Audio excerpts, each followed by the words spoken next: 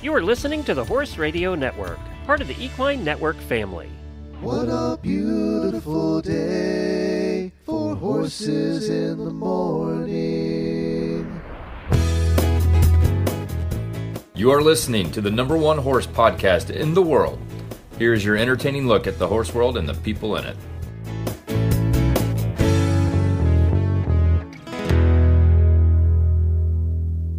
I'm Ashley Winch in Albuquerque, New Mexico, and you're listening to Horses in the Morning on the Horse Radio Network for Thursday, April 18th, episode 3413. Buckle up for an inspiring episode featuring legendary soccer star Michelle Akers. Yes, the Olympic Gold Medalist and one of the greatest female footballers ever. But Michelle's story goes beyond the soccer field. Get ready to be inspired as we explore Michelle's life after retirement. We'll discover her incredible horse rescue and her unwavering dedication to advocating for abused horses. In this episode, you'll hear Michelle's championship strategies for achieving any goal, the source of her strength that powered her through countless surgeries, the story of a starving mare who became a turning point in Michelle's life, why, surprisingly, Michelle might even envy her four-legged friends. This is a special episode you won't want to miss, so saddle up and get ready for Celebs with Horses featuring Michelle Akers.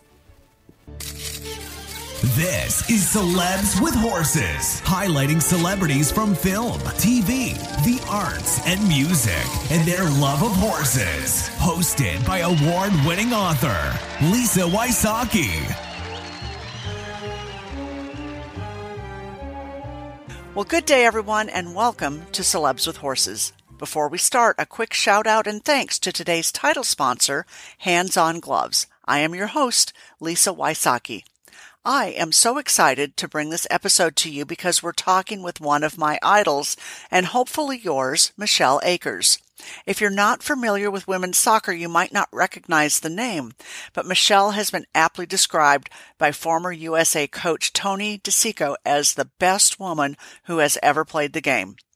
That's some pretty high praise, but as you'll hear, it's well-deserved, especially since during her 15-year international career, Michelle was widely recognized as the world's best player.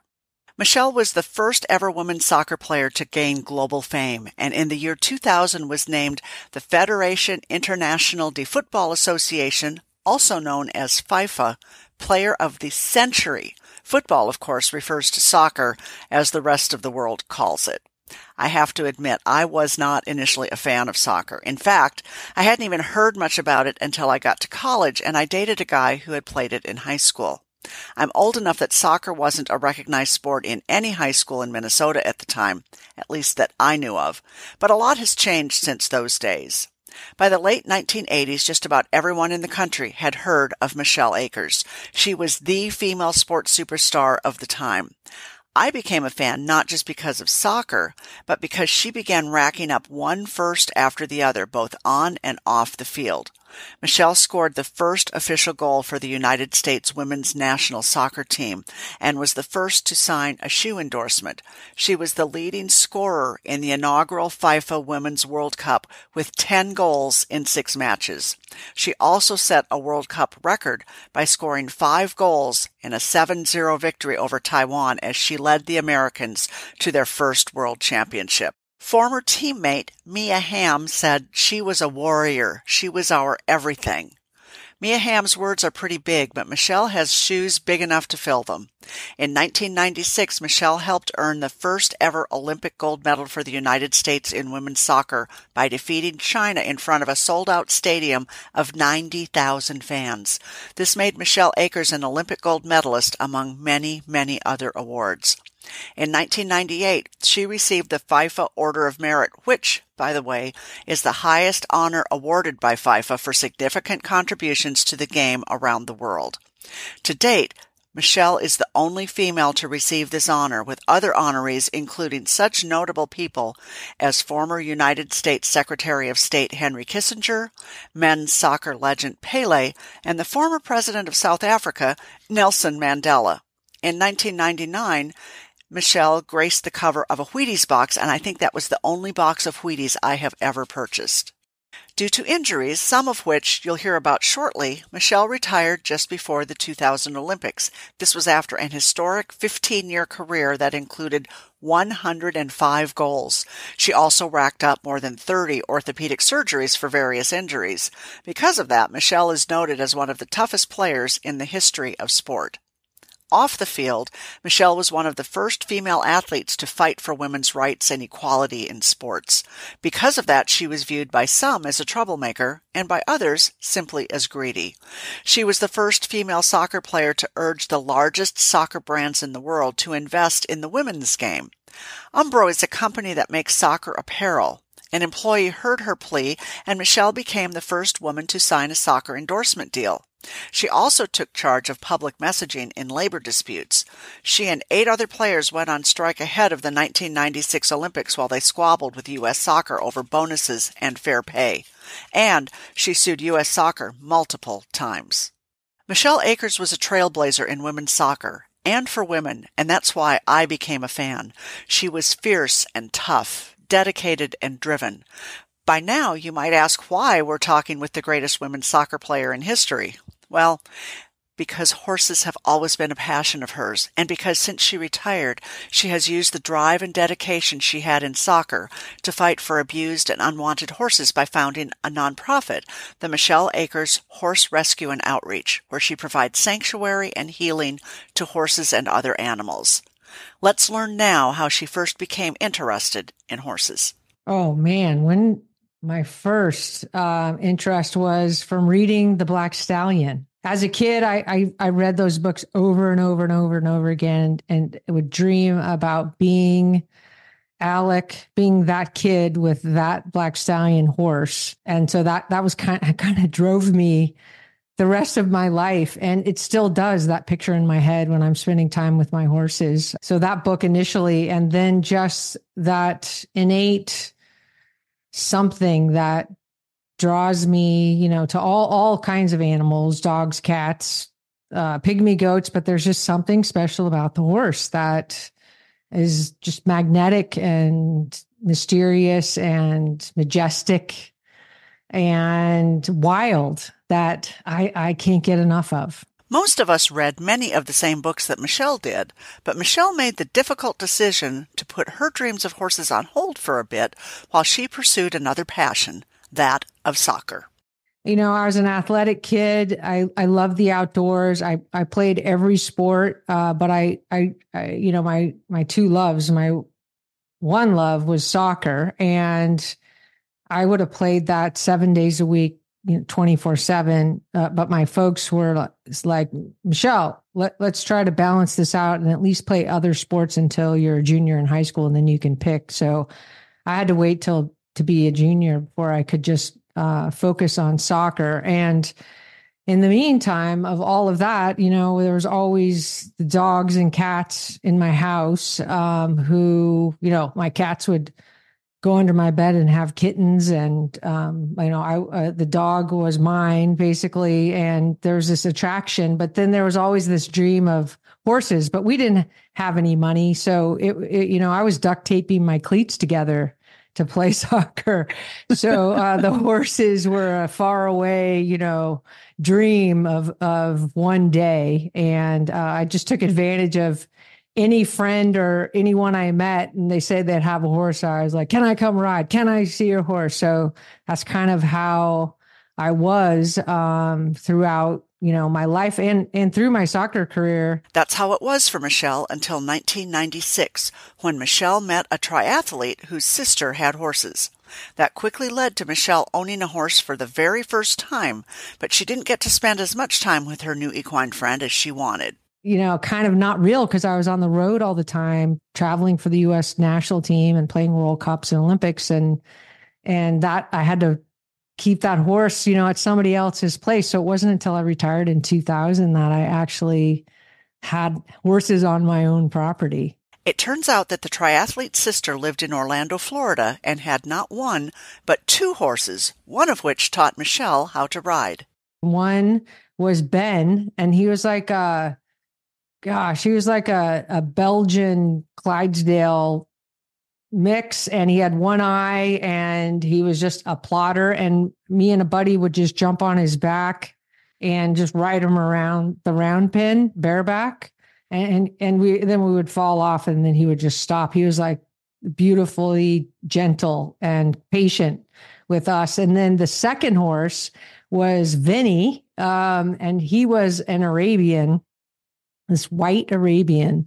And that's the horse. That was my first horse. So that horse, he was the kind where if you're, galloping down, this is rural dirt roads and trails in the woods and stuff. And of course, I like to go fast. So we would be cantering or galloping down. And then, he would just like all of a sudden take a sharp 90-degree left right out from under you, like when a mailbox was, when we're passing a mailbox, you'd just go, zoop, and you would just be left sitting in midair, And so I learned from that horse how to stay on, especially around mailboxes.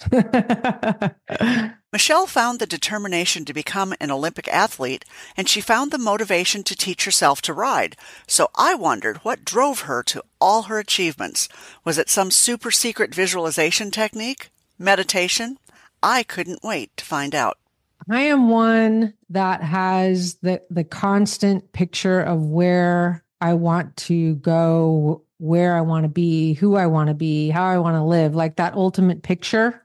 And then, so with that as my focus, that's my motivation. And as I go through the day, weeks or months, I try to keep the steps leading towards that ultimate goal. And so some of it's really long-term and some of it's, very short-term, like recovering from, I've had 30 surgeries, or actually over 30 surgeries just on one knee from soccer.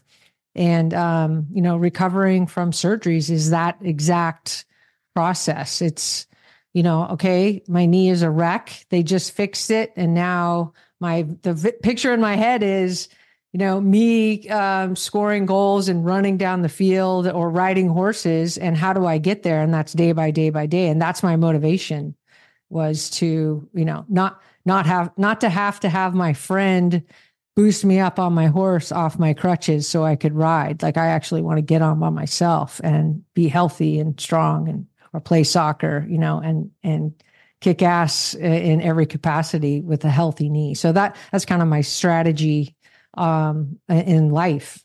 I have to say that with 8 surgeries on my own right knee, Michelle is the only person I've met who has had more knee surgeries than I have.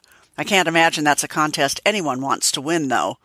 In going to a list of questions from our listeners, many of you were interested in the challenges Michelle had during the transition from soccer to horse rescue. Her answer was far more eloquent and beautiful than I imagined. Yeah, I retired, and my last tournament was the World Cup in 1999. We won that. We're world champions. But in that tournament, I had a fan grabbed my arm, dislocated my shoulder, and so I retired, having to have 5 shoulder surgeries over those 2 years. What got me through that actually was my horses, because every day I could go out there and be with them. And I had, my shoulder didn't bother me so much when I was around them and taking care of them. So the story, though, of how I got into rescue, I had no intention of doing anything like that. I mean, I was like, woohoo, I'm going to be a cowgirl. I'm going to get, a bunch of property and have my black stallion and have a herd of horses. And, I pictured it someplace in Montana somewhere. And what happened was these neighbor of mine came over and said, there's this horse down the road. It's starved. It's by itself. And apparently it had been abandoned on this piece of property. And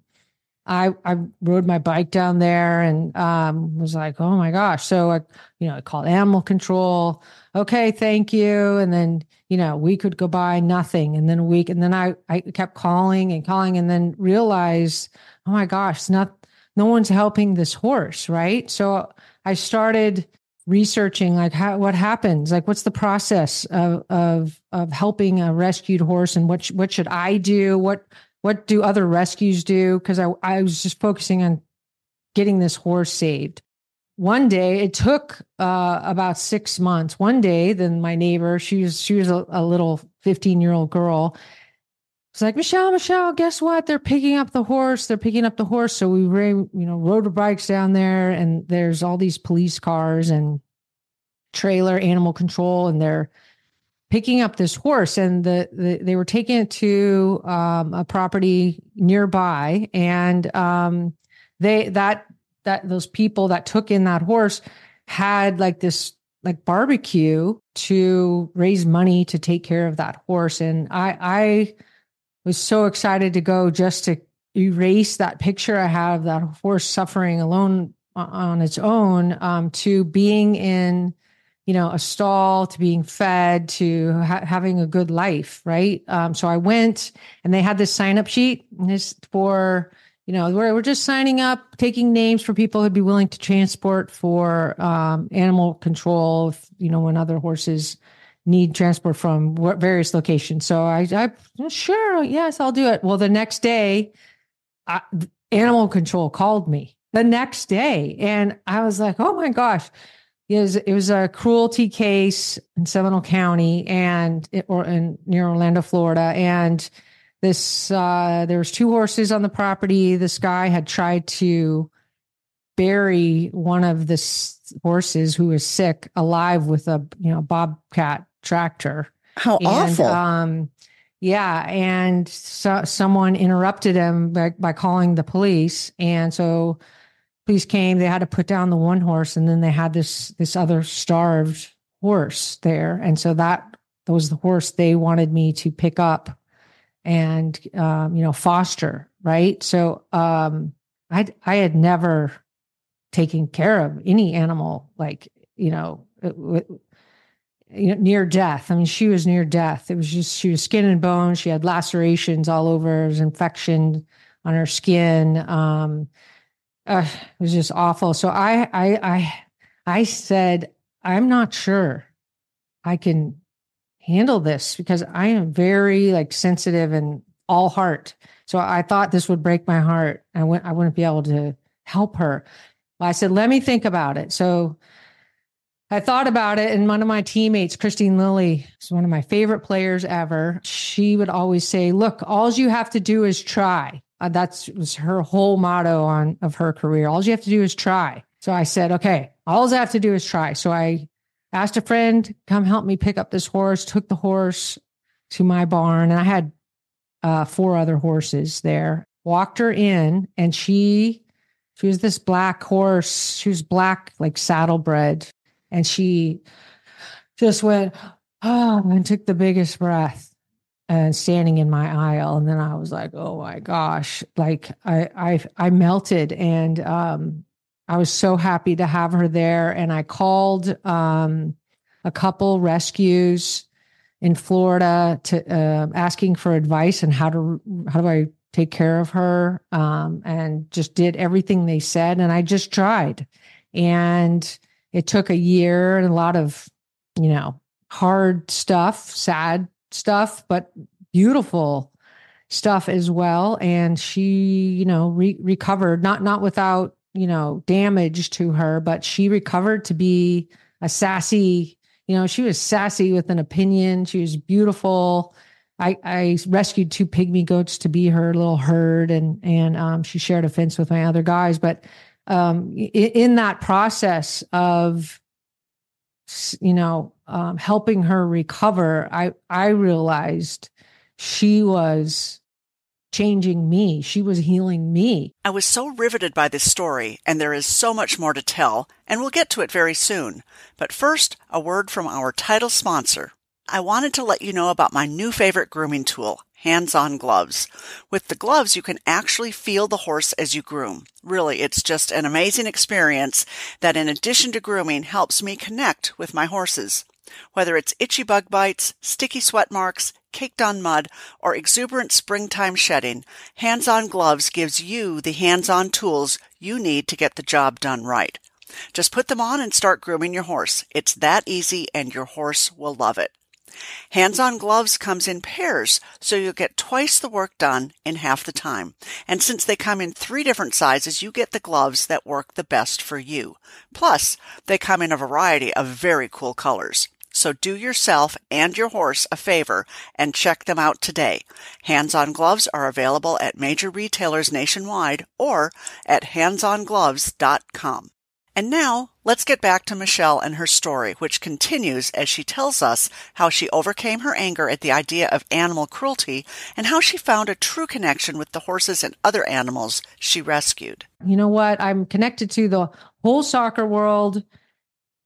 Maybe I can get the soccer community to rally around animal rescue and these horses. And so I bought a book and I literally read how to start a nonprofit, and that's how I started. So it wasn't easy to have her or other, horses or animals in my care that have been so abused. And I found it hard to not get stuck on the abuser and the tragedy and unnecessariness of it, of what has happened. But ultimately, I sort of learned that, look, they're here with me now. They are loved. That we are connected. There's this incredible connection that occurs with these animals that come in. And so it became like this, like this kind of like divine experience of like sadness for their pain, but also like this incredible beauty and relationship that starts evolving until you only see who they are, and that's all that matters, is that they're doing well. It changed me. Like it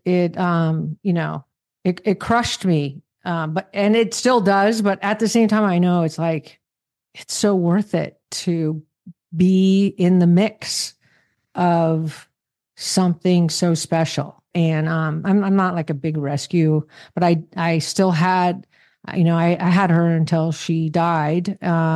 She had a great life. I let her have her opinion, and we had a great relationship. It's I don't know, there's something rich, very rich about it, even though it starts from a really, terrible experience. Obviously, Michelle found she had a heart for rescue. And like international soccer competition, she found that even though there were extreme challenges, there were also great rewards.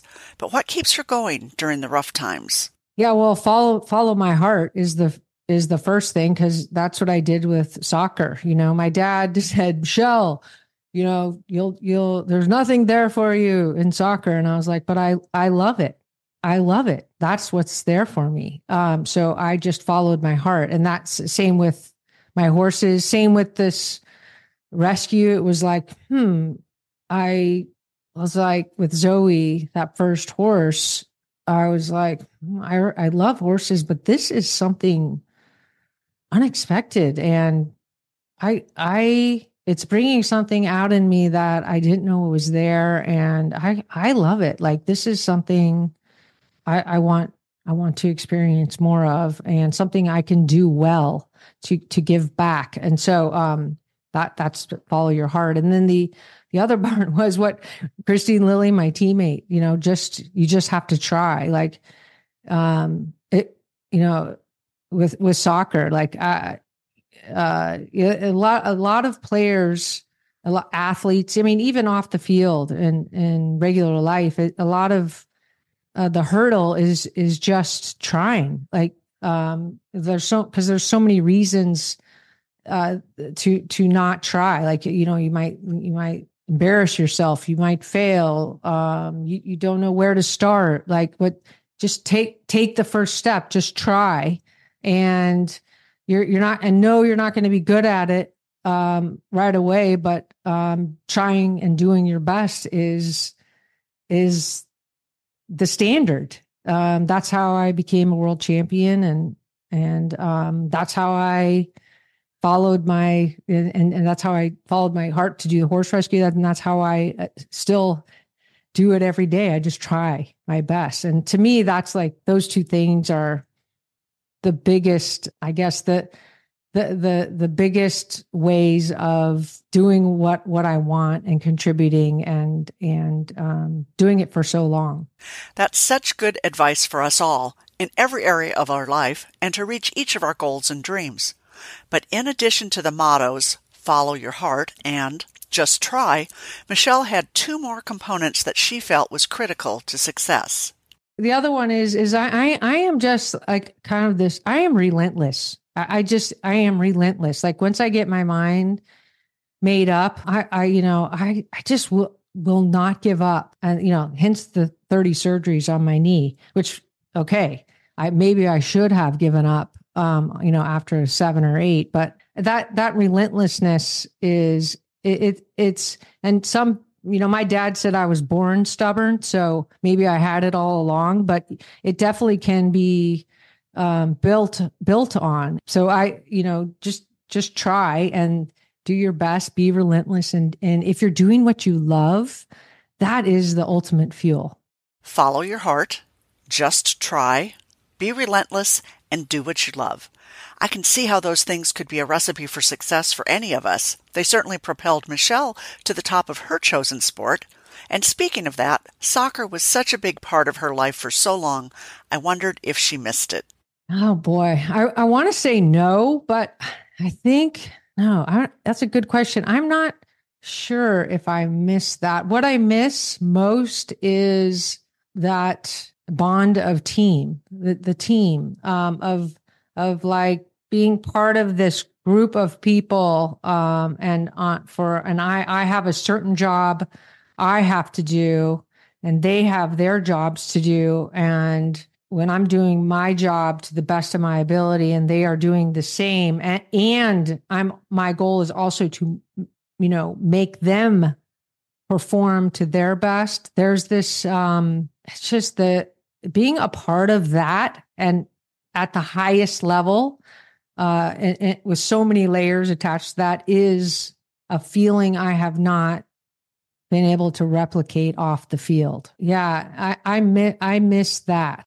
I think too, like when I have a small herd now, but I used to have like 7 horses, a bigger herd. And when I would watch them together out in the pasture, they were kind of like, I always was envious of that because that's how they live, that's their ideal environment. So I'm always envious of that. And, wish I was a horse in a herd because of that feeling. I know they must have, because I felt it with my U.S. national teams. Another question some of you had for Michelle was if she ever saw herself competing with horses. It's a good question since so many of her years were spent in one competition after the other. Oh man, I'm not going to say no to that. I started doing some competition stuff like with obstacles. And I was really intrigued about doing, stuff just bareback and the kind of the natural free form, at Liberty stuff. There's something about that when a horse chooses to do something with me. But I haven't been able to kind of get into that, but I would love that. I had this Mustang. His name was Phoenix. I rescued him. The BLM got him as a baby, and him and his mama. And then he did like the Mustang Challenge, and then he ended up in a bad place. And then I rescued him in Georgia.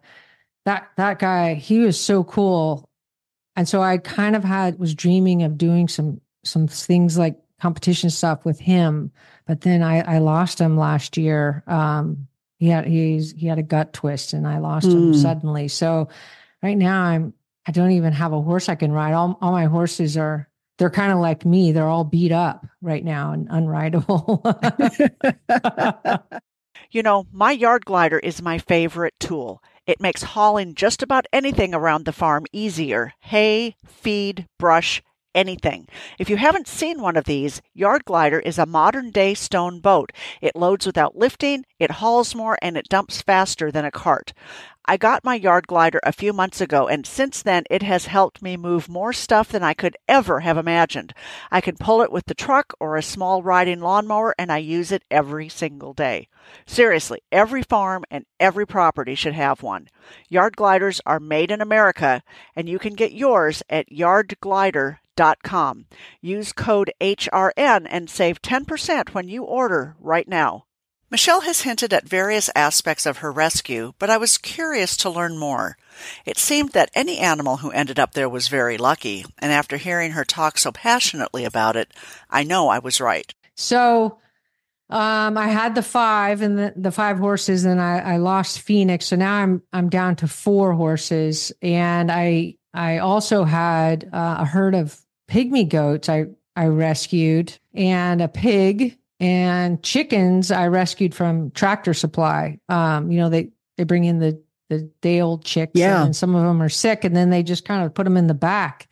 I happened to see I was like, hey, what are you guys doing with those? And they're sick. And I said, I'll take them home. So I started doing that, and I fell in love with chickens, which was a total non-thing because I got attacked by a rooster as a kid, and I was like, no, hell no to chickens and roosters because I was afraid of them, but I had to overcome my fear. So that's how I did that with the chickens, and I fell in love with them. But the horse rescue stuff for me, it was helping a horse, one horse at a time, and then connecting community into saving more horses and animals. And I, over the years, realized that there's only so much, I can do as one person. I can do more by talking about it through my platform or recruiting the soccer community and other athletes to be more involved in rescue.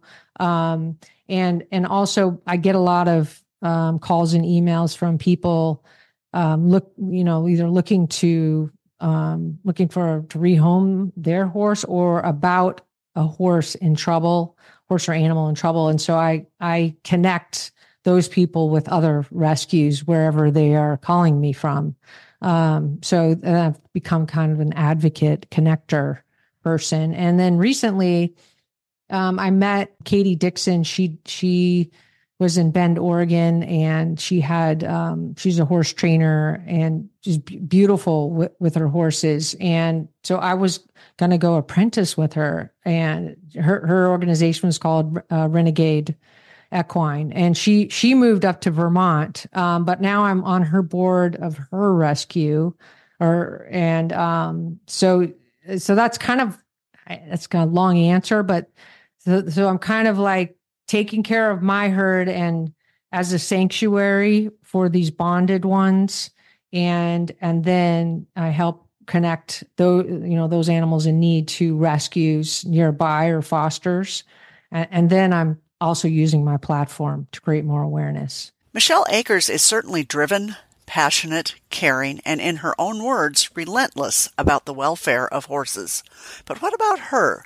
Horses give us all something very, very special.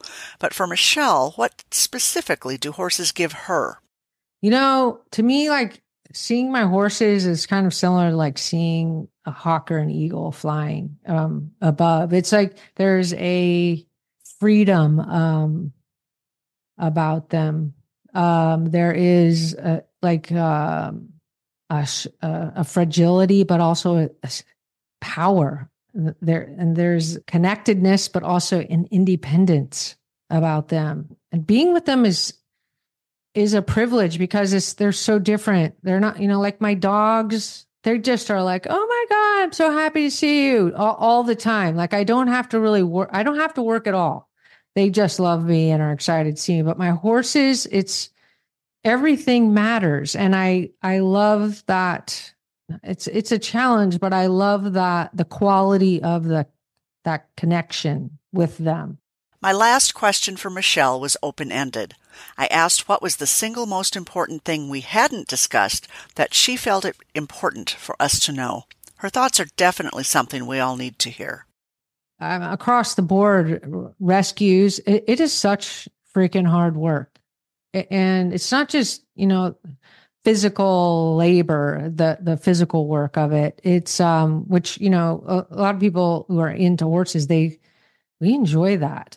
It's a lot of work, like just emotionally, and it takes a toll. And it's a huge personal investment just in every way, but it takes a toll. You know, financially, it's very tough. It's very, very tough. You know, COVID, that hurt my rescue so much. And then just the ups and downs of life, it limits what the work, you know, who I can save and who I can help. So just being aware that, you know, anybody who does rescue, they always need $10, you know, like the donation, because gosh, I get some letters from kids and there's like $1 in there. And that just makes my day. Like it like lifts me up. And which I need. Like it's such a blessing for that lift. So just the kind words some people send me in emails, it lifts me up, and it enables me to go another day